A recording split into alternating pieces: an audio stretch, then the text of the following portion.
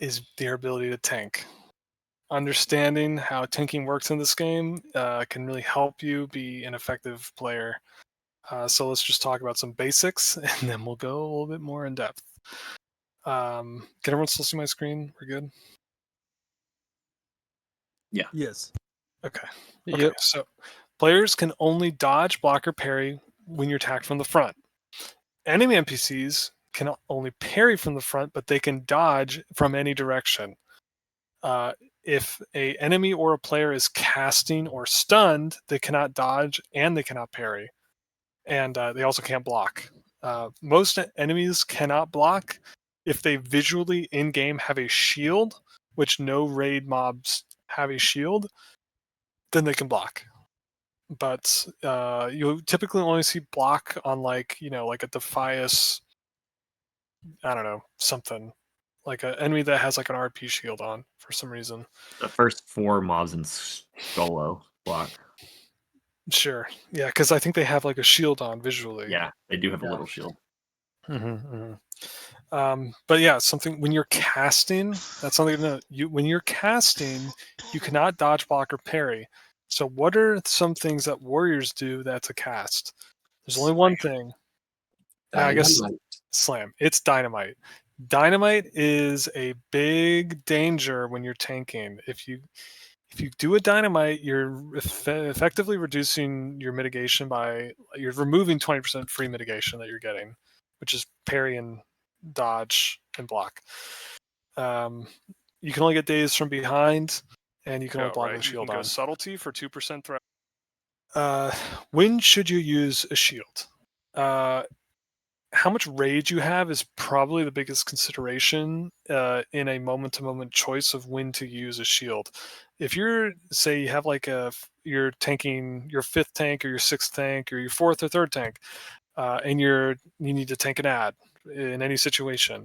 You can go subtlety. You can for just 2% throw on a threat shield in reduction, or defensive you can go 3 stance attribute. if you have enough rage. If you have 42 rage, which means you can heroic strike Q and bloodthirst going in, you can just use shield.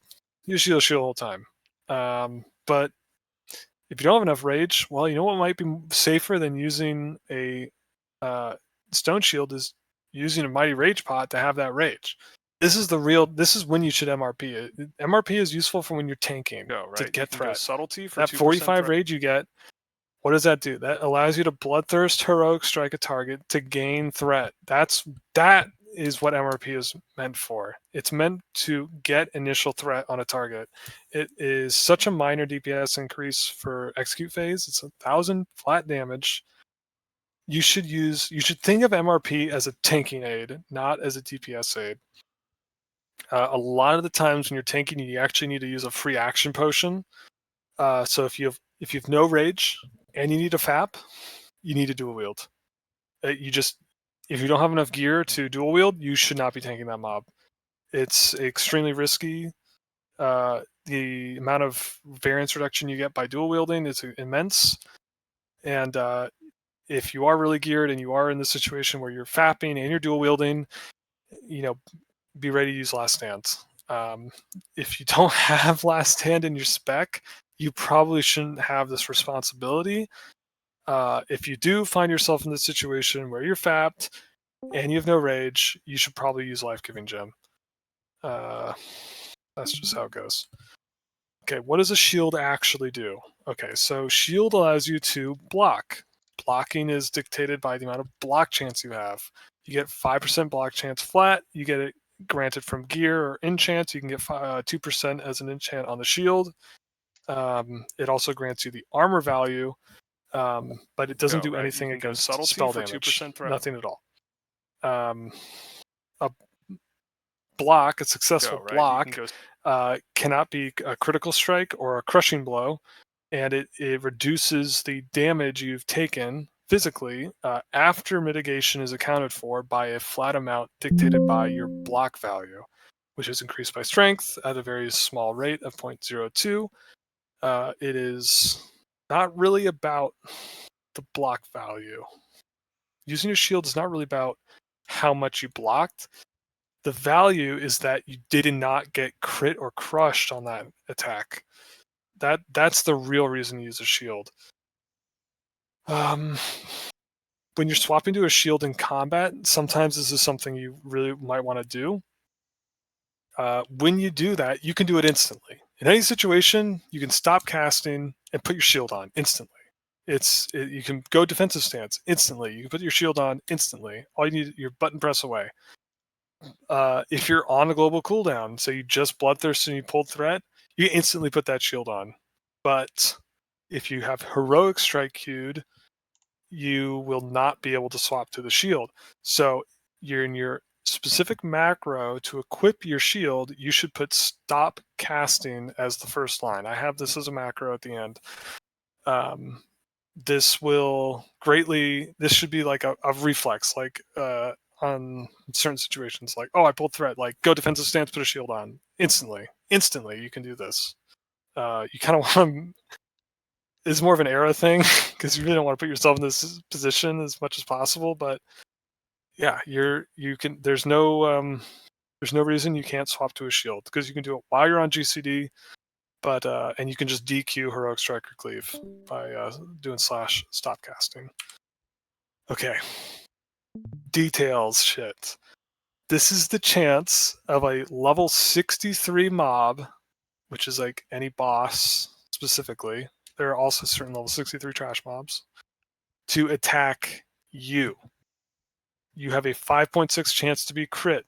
You have a 15% chance to be crushed. 4.4 chance to be parried.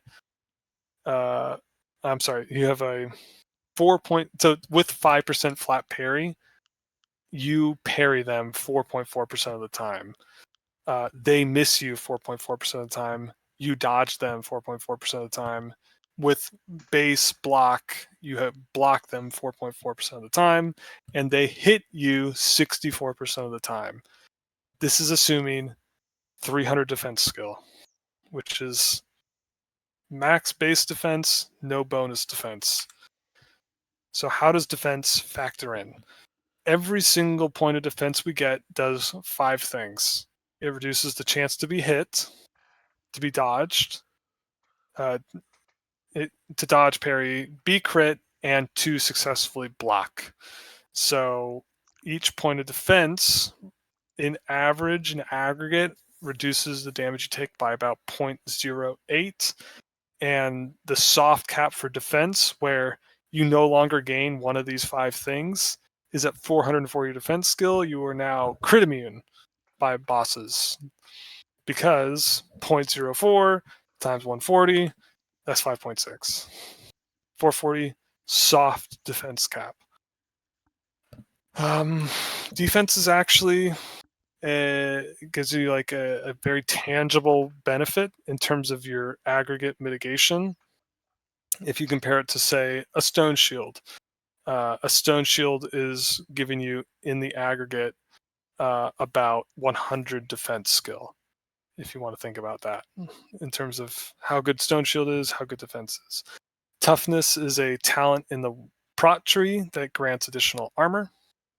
Parry, 1% parry is only equivalent to about 5 defense skill, as is dodge, as is 20 agi. 20 agi gives 1 dodge. So if you're looking at 5 defense on an item, on say your conch shoulders, they have I think 6 defense on them. You know, that's, you can think of that as like it's got a parry worth of defense. So if you're a Priebus warrior and you're prot, or you're thinking about like how good is the parry on my Maladath, it kind of sucks ass. It's about 5 defense worth of mitigation. Stone shield is 100 defense, so it's pretty good. Toughness plus stone shield, it's kind of a lot. Just those 2 talents, which I take toughness as a Fury prot. I take 5 of 5 on web, and I'm almost always stone shielded. Just that alone, I'm taking 6% reduced damage. Enemies have an estimated attack power of about 10,020. All bosses share this value. So, say Sapphiron, the hardest hitting boss in the game, and some trivial encounter like Lucifron, they both have 10,020 attack power. This can be reduced by up to 270. The pumpers in this chat are not going to like this next slide. Gonna be honest. Demoralizing Shout Improved only does 204 attack power reduction. Screech rank 4 stacks and only rank 4 stacks and reduces it by 100 attack power, but Curse of Recklessness adds 90 attack power. So what does this mean? If we have all 270 possible reduction on the enemy, we get 31% physical damage reduction, which is pretty fucking massive. 31% physical damage reduction from their swings before you take into account whatever it is that they're hitting. So improved Demo Shout alone, just improved Demo Shout does a 23% physical damage reduction. If you have Screech, Curse of Recklessness, and Demo Shout all together, you only have 214 attack power reduction, which is 56 shy of the max. You're getting about a 25% total damage reduction, which is typically good enough on bosses. So the reason we use Curse of Wreck, even though we're actually granting the enemy attack power, increasing the damage our tanks take, is because the time to death still goes down with Curse of Recklessness. Even though the enemy has more attack power and does more damage, we're reducing the fight duration by about 10% with Curse of Recklessness. Reducing the fight duration increases the chance of the tank surviving more than the increased damage they're tanking. Okay? This is why we still use Curse of Recklessness, because we are increasing with Screech. Without Screech, it's 10%, about 8 to 10% increased damage taken by the tank. With Screech, it's actually only about 6% more. But because it reduces the fight duration by such a magnitude, it is worth using. But if there's a threat of a one-shot, it can be omitted. Absolutely. So let's just talk quickly about Demo Shout. Imagine Demo Shout didn't say what it said, and it said, all physical damage done is reduced by 20%. It costs 10 rage, and it doesn't have a cooldown, and it's AoE. You would just use it. Like, imagine it's like, oh, I Bone Shield from Cataclysm on the Death Knight. Like, I just take 20% reduced damage. Yeah. No cooldown, 10 rage. You better believe it. I'm fucking using that on cooldown. This ability is really strong. This is about parry hasting. When you parry, you get about 40% of your remaining swing timer refunded. This works both for the enemy and for yourself. So when you're tanking, make sure you're allowing yourself to parry the enemy. And when you're DPSing, make sure you are attacking from behind as much as possible so you are not getting parried, both reducing your damage and increasing the damage on the tank. All right, this is one of the last sections, gearing. Let's talk about the hit and crit soft caps. So the crit soft cap is 28% with 0% hit and no weapon skill. It's not a lot of crit. My Arrow Warrior has 33% crit base with no consumes from gear because he's fucking abyss. But every extra point of hit we get raises this cap. Every point of weapon skill we get raises this cap. If we have full heroic strike uptime, that's 19% more crit we can get just right there. 1% hit raises our crit soft cap by 1%. And if we get to a point with our gear where we are heroic striking so often, then we are functionally getting 19% more free crit on our crit cap. So it will maybe explain. I don't want to talk about weapon skill. It'll explain this slide. Okay. These are the stat weights with pre-raid bis and no world buffs. Crit strength is about 4 times better than Agi. Crit is very bad. Hit is very strong. This is with no world buffs and kind of dog gear. But once you put world buffs in, crit is now really good.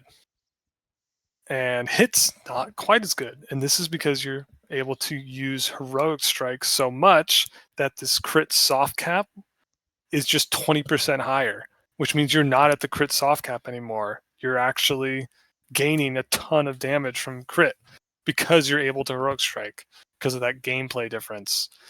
And once we get into really good gear, you see that crit and agi are pretty close to each other now versus before strength was much better.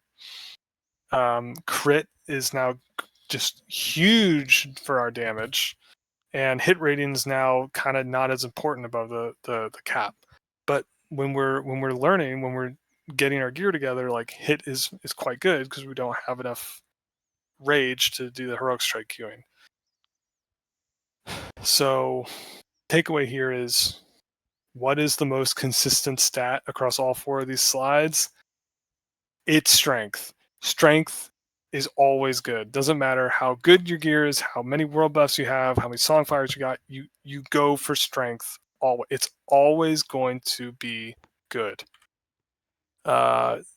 If you're trying to get exact numbers for yourself, you need to, there's so many factors that go into what's going on with you, your race, your consumes, your buffs, how long the fight is, how many debuffs the enemy has, how many targets you're attacking, what your race is, what your faction is. Like, do you have Wind Fury? Do you have Kings?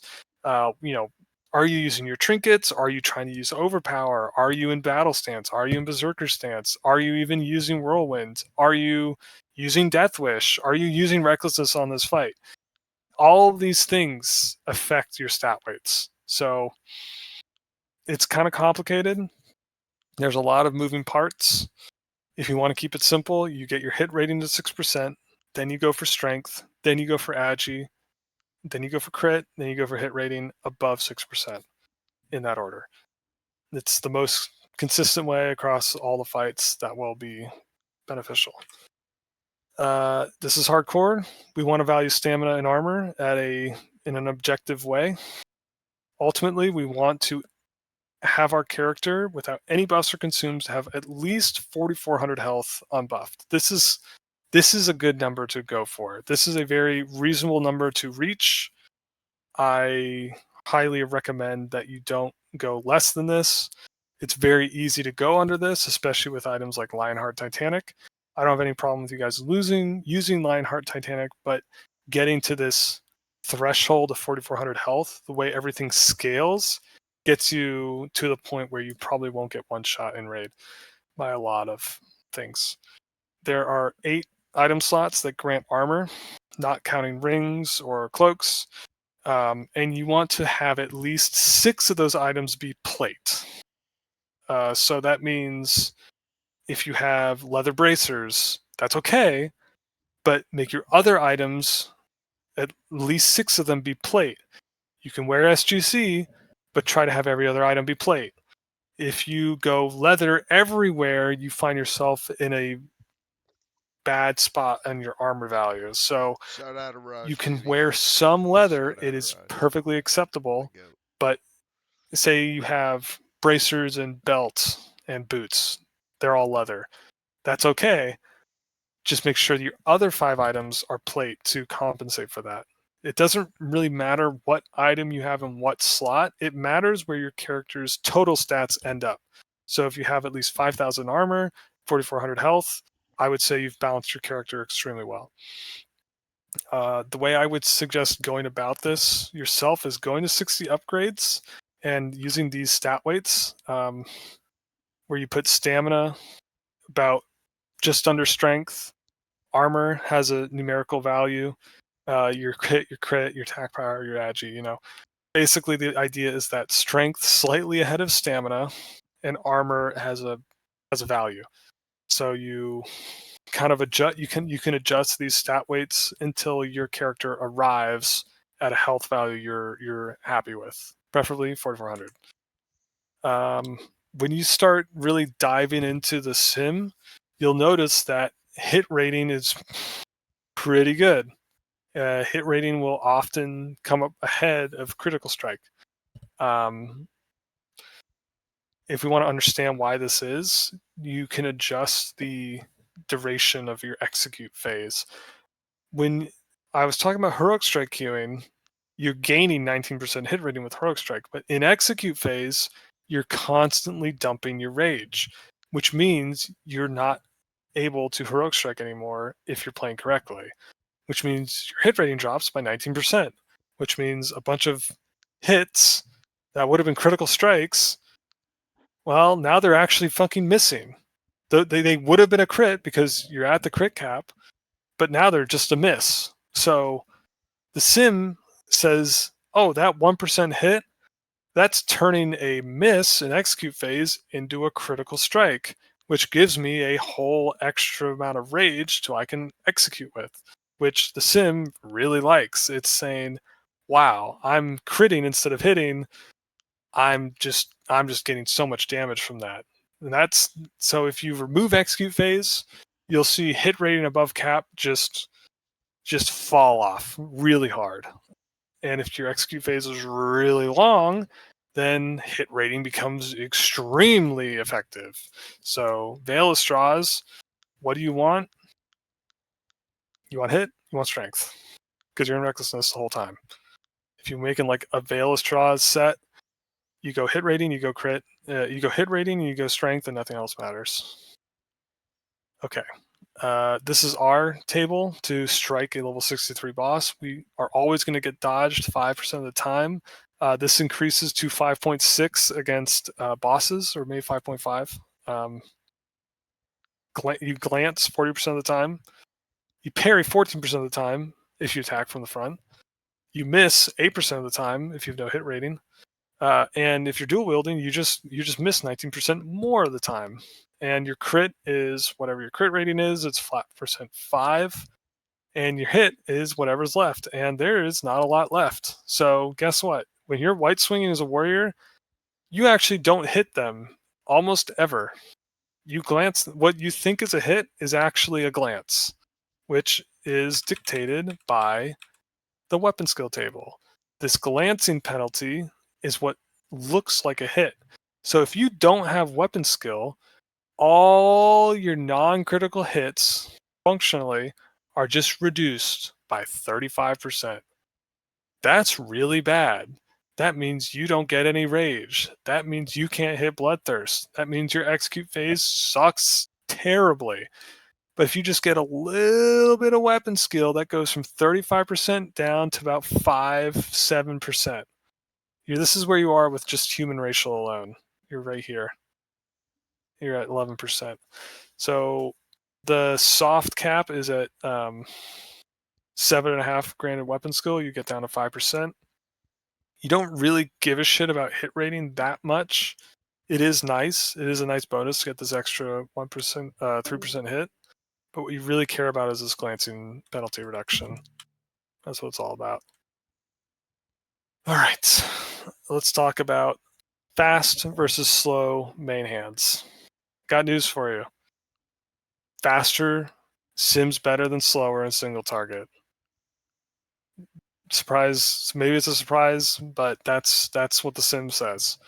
Your threat is going to be higher with the faster main hand, but who cares? You have Blessing of Salvation. The reason this is the case is because you just have more. You always get to that 10 rage threshold for executes, which is all that really matters in the difference. Getting like slightly more damage on the whirlwind doesn't account for greater executes. So you can kind of play with this yourself, submit yourself, but yeah, faster main hand. There's really nothing wrong with that on single target. It's very, very good. Typically, really good warriors will just use their slower main hand weapon all the time in their main hand, just because sometimes you have two targets and you want to hit whirlwind and cleave, like Robulus. Like you just want to cleave that ad, you want to whirlwind it, and that's fine. They're very close. Like the difference between using a fast and a main hand is very close.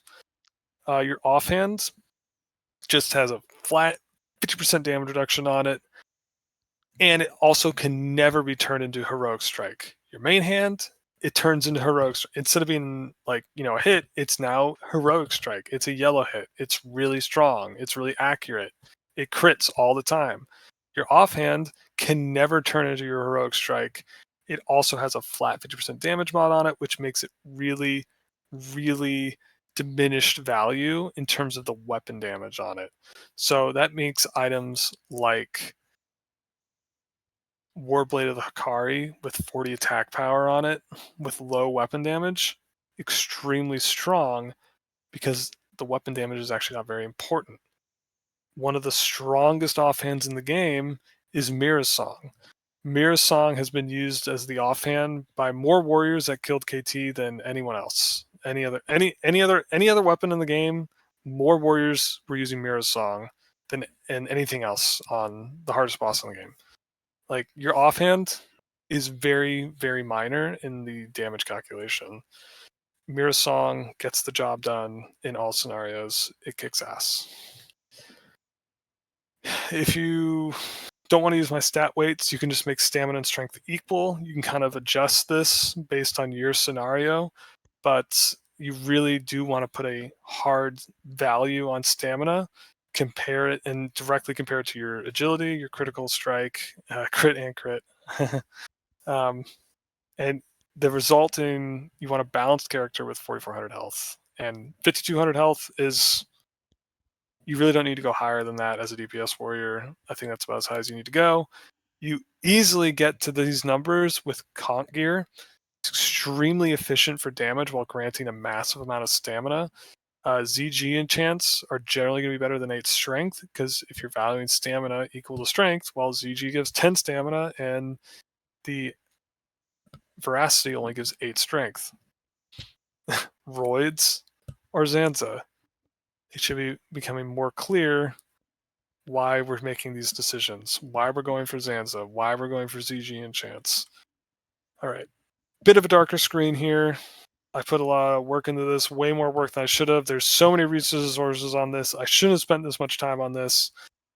But here it is. Here's what I think is BIS for a pre-raid warrior going into DPS as a raid.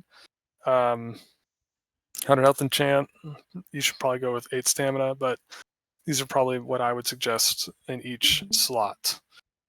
These are perfectly viable alternatives for each slot.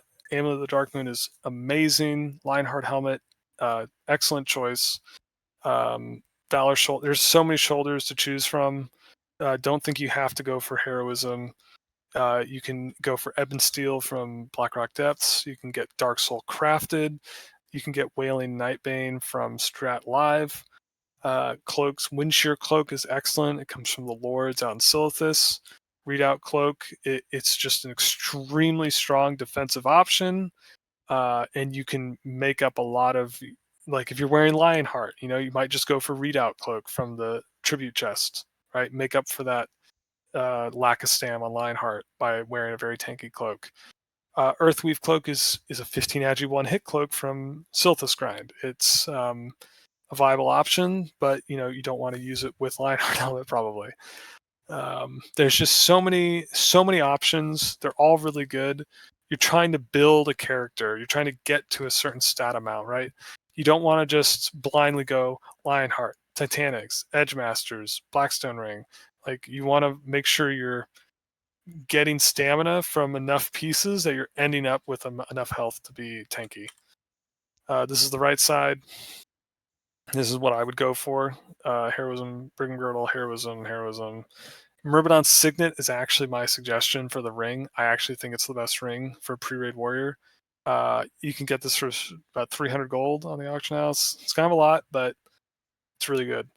HJ, BHB, of course, Diamond Flask. You should use Diamond Flask. And then there is a ranged bow from doing 20-mans. I didn't mention any 20-mans on this, but 20-mans can really fill in the gaps in a big way on a lot of these item slots, like sack gauntlets, for example.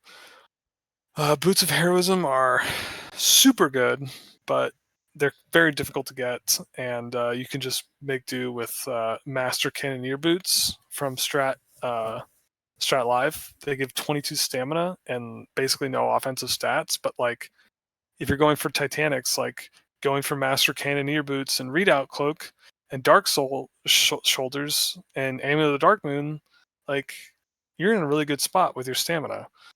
Or Vigor Steel Van Braces. This is almost 20 stamina on a bracer slot. I think it's 17 stamina.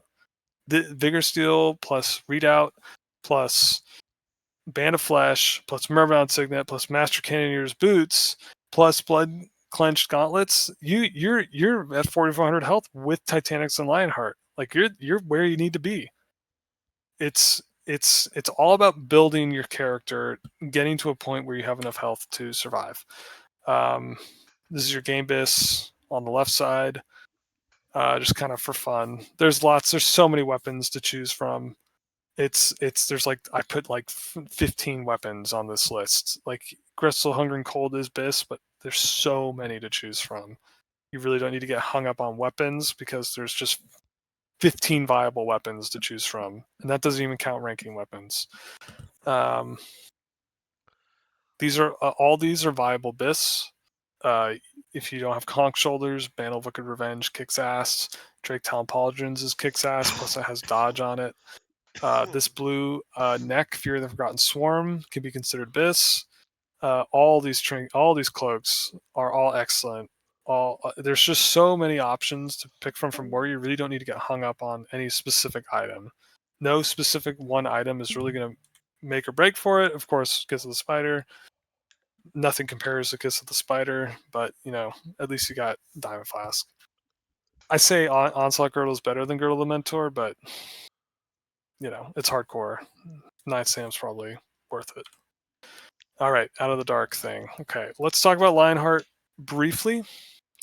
Helm of the Executioner didn't exist until AQ was released. So in people's heads, this makes Lionheart helmet the only option until you get Endless Rage. So all of Molten Core, like, you used this helmet or you had nothing. There was nothing good to use other than Lionheart. So Lionheart is technically the bis weapon, the bis helmet, but it's very, very slightly ahead of Helm of Endless Rage and Conqueror's helmet. And if you have any value on stamina, you would never use Lionheart over either of these two options, Endless Rage or Conqueror's helmet. You'd only use Lionheart on a fight where you have no value on stamina, such as Patchwork or Kel'Thuzad, right? Where you're trying to shed stamina like intrinsically because of a mechanic of the fight. So I manipulated the stat weights to make Helm of the Executioner better than Lionheart helmet. So keep that in mind. Lionheart helmet's valuable. What's really good about it? You can use it at a low level. It's technically the best helmet for DPS, and it only costs money. It's very easy to get. The problem is that it's basically a male item in terms of armor value, and it doesn't have any stamina, and people will often put the wrong enchant on it to compensate. But you should put 8 strength on a Lionheart helmet because that's what that item is about. That's basically the end of the presentation. I just want to briefly talk about some kind of troll things that about Classic. So these lists of abilities actually don't put you on the global cooldown. So intercept, charge, swapping your stances, changing your weapon out of combat, taunt, your ranged attack, using Last Stand, Blood Rage, Heroic Strike. None of these abilities actually put you on the global cooldown. They might put the other abilities like them on a cooldown, but you can still use Bloodthirst doing any of these things.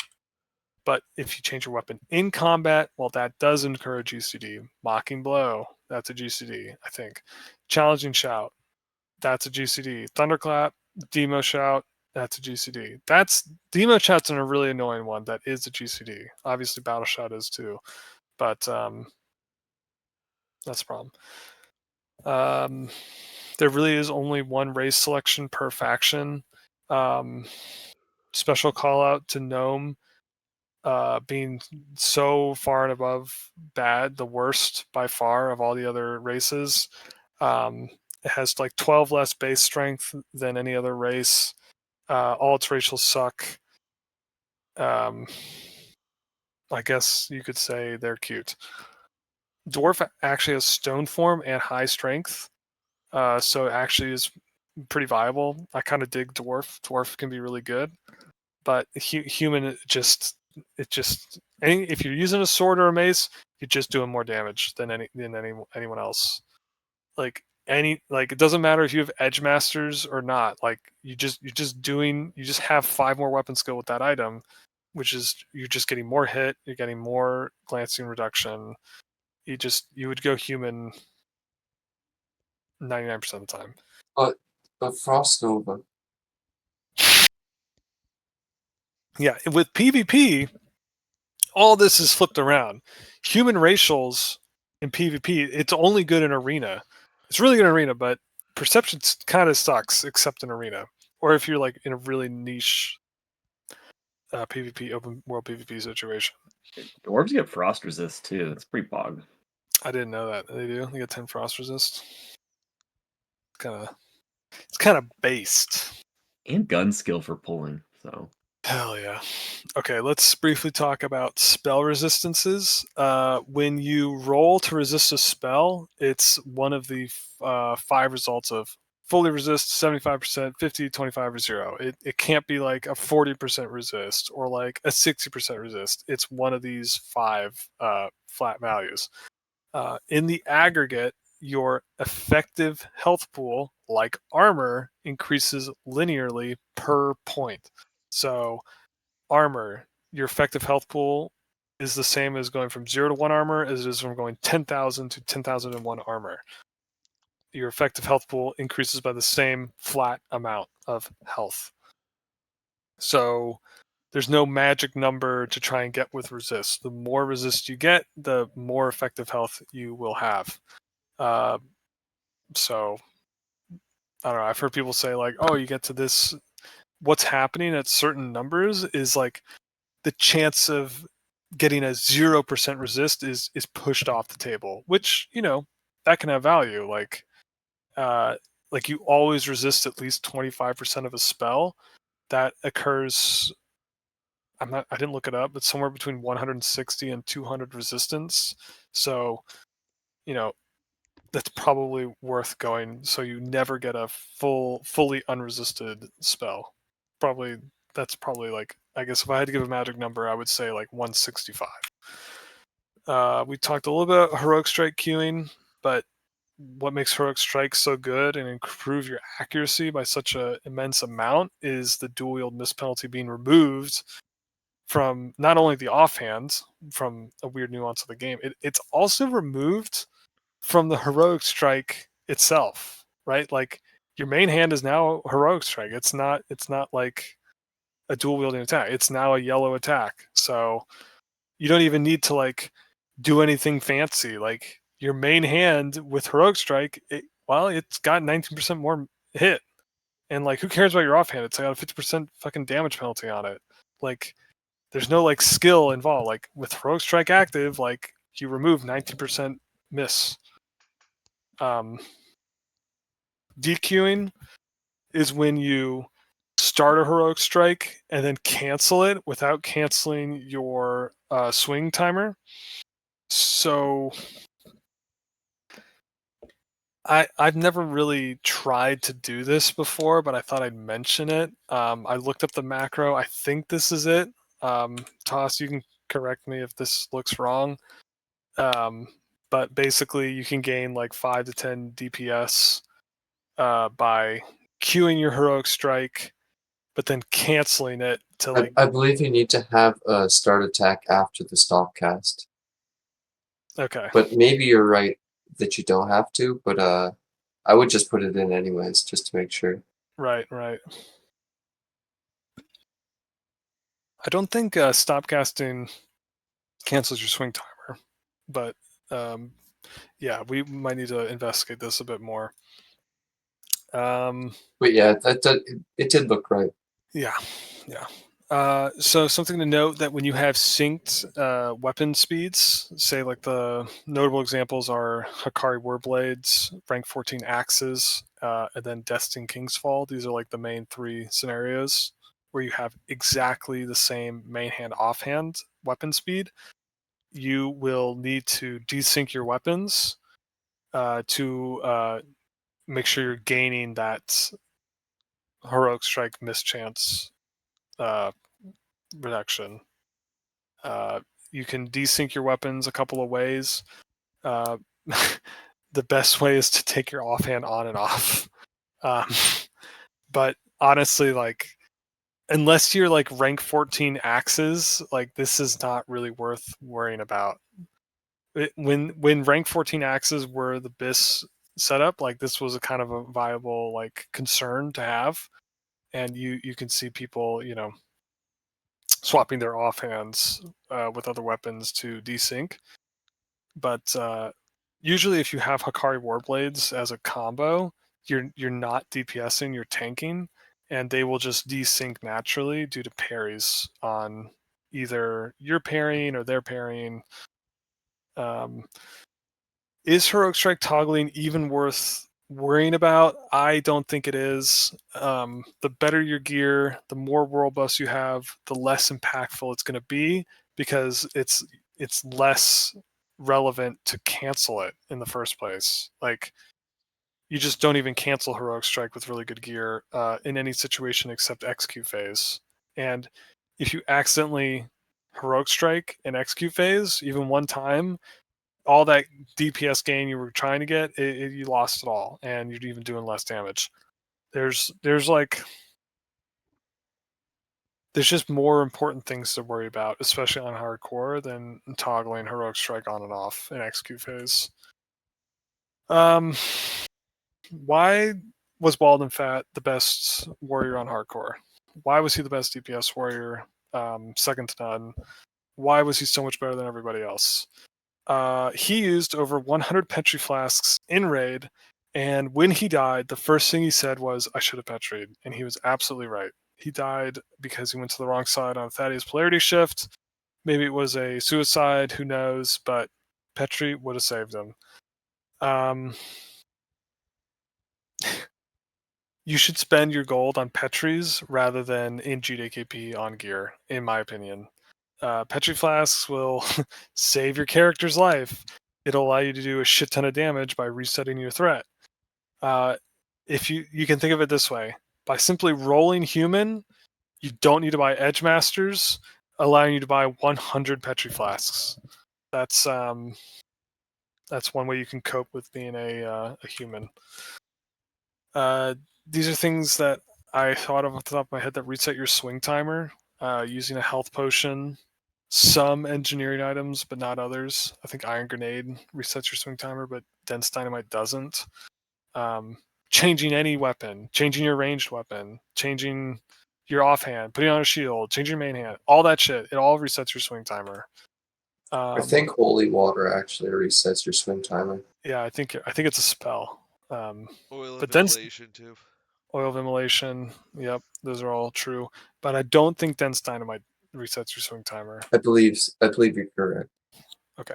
I just want to briefly mention using Hamstring and Pummel in your rotation. They deal damage, right? Hamstring does 45 and Pummel does 50 damage. Sometimes you have empty globals between Bloodthirsts and Whirlwinds.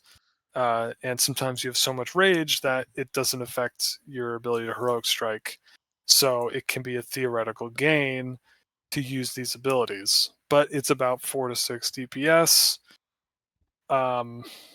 It does the 45 to 50 damage. Also, if it crits, it grants you 3 stacks of Flurry without consuming any stacks of Flurry. So that's kind of nice.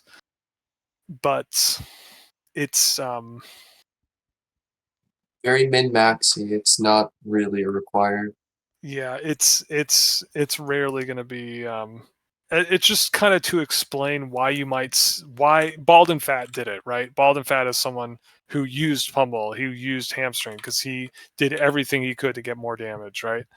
He did everything he could, and this is something you can do to get more damage, just like Heroic Strike unqueuing. It's like if you have a lot of rage, you should start building it into your rotation. But like it's hard to work into it if you have a lower gear. And if you're in execute phase, you just don't do it anymore. Exactly. The rest of the PowerPoint is my opinions. They're no longer backed up by facts. So note well that these are all my opinions from here on out. There is no way to farm Gil safely in hardcore. There's nothing that's safe. There's nothing that's foolproof. You could fucking sell enchants in Stormwind, and then the fucking Tour Beast gets kited on you, and you just got. I mean, you can die at any time in hardcore. Getting gold is very hard in hardcore, in my opinion. My thoughts on buying gear in GDKP is I'm in school one. You should buy items that look cool and you like and you wanted them, right? That's how I buy items in GDKP. I think they look cool because I just get all my gear given to me in LC. So I get to be in school one. I feel like a lot of people are in school one with me, but logically you should be in school two. You you do spreadsheets, you do sims, you assign gold value to how much survivability or damage you're going to get to that, and you set a number and you don't go past that ever, right? Like I'm going to gain 7 DPS from this and like 8 stamina. That's worth 304 gold to me. I will bid up to that amount. I'll put that in my gargle, and if I get bid past 304, I'm good. I'm done. And you can just make a spreadsheet of every item you're interested in. So when it comes up in the gargle spreadsheet, you put in that number, and it auto bids by minimum increment up to that number and stops. That is how I would buy gear if I was in a position where I needed gear. So is Raptor 1 or 2? Absolutely 1. I mean, dude, all I've bought in GDKP is school 1 shit. Like, absolutely. I am a school 1 GDKPer 100%. Something to consider in your spreadsheet analysis is the rarity of the item, right? And how other items compare to that. Like something like Kiss of the Spider, like nothing is as good as that item. Like you should increase the value because it's rare. It's from a dangerous raid. It's got no rival. But something like Sacrificial Gauntlets, well, sure, it's more damage than, say, Steadfast Determination, but you could probably get Steadfast Determination for a hell of a lot less than Goa because Goa has that BIS tag on it. So just something to consider. Like items that are hard BIS will just go for more than they are worth in terms of the tankiness and damage it's going to give you. So if you're actually trying to buy gold, I'm sorry, if you're actually trying to buy items intelligently, efficiently with gold, you should be on the lookout for deals. You should not be going for BIS items ever unless it's Kiss of the Spider. Drop the bank. Sometimes you just have some ring, it's BIS, and you bid 3 million gold on it. Sometimes you're a gold buyer and you just spend $2,000 and you get a sword out of it. I would classify these as blunders. I was looking for the eggnog clip, but I really thought this one was funny. This was in TOGC Wrath. This guy bid 3 million gold on this ring. That's hilarious. So you can see how fucking happy he is. It's pretty funny. Yeah. So most of you guys are in Patreon God. Getting rostered and how the loot council works. These are my opinions, but if you joke excessively in raid, if you have a big ego, that's typically just going to work against you in getting rostered. If you want to be in this raid, you need to conduct yourself in a serious manner. It's just a game. It's just for fun, but that's how it goes. If you want to be seriously considered, you need to take the raid seriously. Fuck the loot council. The way you get loot is showing up. Like getting on the roster, like sometimes like no one wants to give you the loot because they fucking hate you, but hey, you're the only one who can get that loot. And you know, it's been a month since you got loot. And they're like, well, fuck. It's been a month since you got loot. I fucking hate the guy, but well, here, give him this item. Like, it doesn't matter if we hate you on the loot council. Like, if you're getting rostered to the raid, you're gonna get looted to the fucking nines. Like, that's just how it goes. If you stay alive, you get rostered, you get loot. That's just how it goes. If you can only make one day, well, guess what? Like, that doesn't give you prio on that day. That actually gives you a lower prio on that day because you're just thought of someone that's not reliable. Like, you know, I get that people have lives. I don't have a life, but I get that other people do. I can sympathize with having lives, but I don't get it. I just think of you as a unreliable person if you can't make. I think of you as less reliable than someone that can make all the days most of the time. If you feel like loot was improperly distributed, we make mistakes. Just fucking mention it. Not in the fucking 40-man raid call, but in a DM. And when you are bringing up an issue, be objective, be specific, do it in a one-on-one. And I promise you, you will feel a lot better about the loot, and it will be explained why it went the way it did, what when you can expect a piece of gear. Like, just be objective and be specific. Don't say like, why am I not getting any gear? Be like, when this item dropped on this day, why did it go to this person instead of me? And it will be explained. And you can get an expectation of when loot's coming down the line. And I'm telling you, all you need to do is stay alive, show up to the raid, you'll get all the gear. I don't think there's any problem with being a loot whore. I think being a loot whore shows that you care about the game, that you want to improve your character, and you are invested in the character, and you care enough to do that. Like, I think that's good. I'd rather someone be a loot whore than like an idiot passing on upgrades. Absolutely, I'd take a loot whore 10 times out of 10. Loot whores are the ones who care about the game. In the end, the loot system is unfair. And the way you get the loot is you form a guild. Using your microphone. Best person I ever played this game with, his name is Fudge. Played with him for 3 years. Sadly haven't played with him for 2 years now, but in 3 years, the only time he ever spoke was to say thank you for getting a piece of loot. But guess what? When we did arenas together, he talked all the time. He ran the team. He told us who to kill, who to go for, what to do, because he was really good. Because in a 40-man raid scenario, you don't almost ever need to communicate anything via voice, ever. If you're a competent person who knows your role, you don't need to say shit. You speak in this game through your actions. If someone calls your lip AoE taunt and you do it, they don't care if you said it or not. It just matters that you did it. Some roles are different, and using your microphone can definitely kind of band-aid erroneous play to kind of show that you're engaged. But if you just play correctly, you don't need to talk at all. I don't think using your microphone is very important in a 40-man raid at all, especially as a DPS warrior. So this is hardcore. We're really stupid for playing this game mode. Why the fuck are we playing hardcore? I play hardcore because it's fun. I get to try hard and have an excuse to try hard.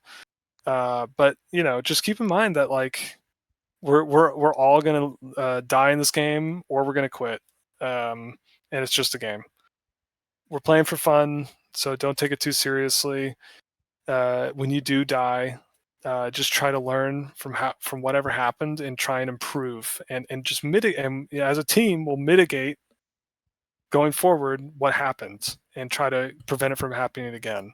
And we'll try to improve slowly over time together. And if you're not having fun, maybe you should reconsider playing, right? If you're not having fun hanging out with people, playing the game, if it feels like a job, if it feels like a chore getting the buffs, like you don't need to keep playing out of obligation to anyone. This game is a game. It's for fun. It's not a job. You're not getting paid. You don't have any obligation to anyone in this team at all. You can quit and it's totally fine. Doesn't matter what your role is, how critical you think you are. If you are not having fun, you should not be playing anymore. And if you can't make the schedule, but you still want to play, just join another team. It's about you. This is your experience with the game, and never drown your character. Like, come on, like, don't drown. Like, you could sell the character, you can come back to it. Drowning yourself just shows you that you have no self-control. Okay, here's all the macros and here's all the add-ons and weakros. Thanks, guys. Any questions, any talks, any concerns, feel free to let me know.